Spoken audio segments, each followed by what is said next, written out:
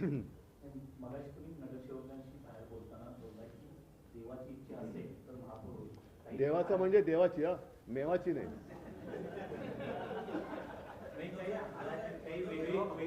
नाही नाही असं नाही. शेवटी आम्ही हरलोय असं काय माझी मानसिकता नाहीच आहे. आम्ही हरलेलो नाहीच आहोत.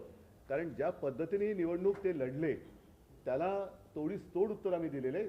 थोडाफार फरक आहे याचा अर्थ लगेच काही. आणि आता त्यांना टेन्शन आहे कारण शेवटी एकदा फुटलेली फोडून आणलेली माणसं ही टिकवण्याचं टेन्शन हे फोडणाऱ्याला जास्त असतं. मला नाही आहे टेन्शन. बाळासाहेब ठाकरेंचं जन्मशताब्दी वर्ष आहे त्यामुळे आम्हाला 2.5 वर्ष महापौरपद देण्यात यावं तुम्हाला शिंदेच्या शिवसेनेचे नेते करतायत. त्यांचा संबंध काय पण बाळासाहेबांशी त्यांचा संबंधच नाहीये. उद्धवजी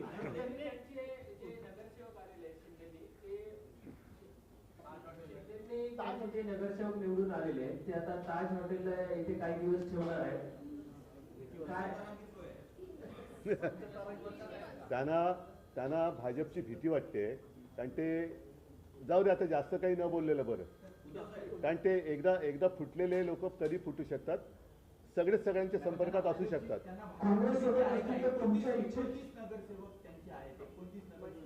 त्यातले आमचे किती फोडलेले आहेत.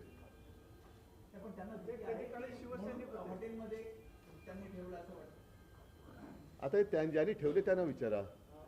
काँग्रेस सोबत एक मिनिट तुमच्या इच्छेनुसार महापौर मुंबईत बसला असता. उद्धवजी काँग्रेस सोबत असती तर तुमच्या इच्छेनुसार आज मुंबईत महापौर असता का? जरा बंद करतो. हा काय म्हणता. काँग्रेस सोबत असती तुमच्या तर आज तुमच्या इच्छेनुसार मुंबईत महापौर या अशा प्रश्नाला काय म्हणतात माहितीये ना. आत्याबाईला मिशा असतात. अशी म्हण आहे मराठीत. उद्धवजी आतापर्यंत महापालिका इतिहासात शिवसेना भाजप युती असताना भाजप महापौर पदापर्यंत पहिल्यांदा पोहोचते. याआधी उपमहापौर पद त्यांनी भूषवलेलं आहे. तर पहिल्यांदा मुंबईचं महापौर पद भाजपला येते हे आता जवळपास स्पष्ट आहे.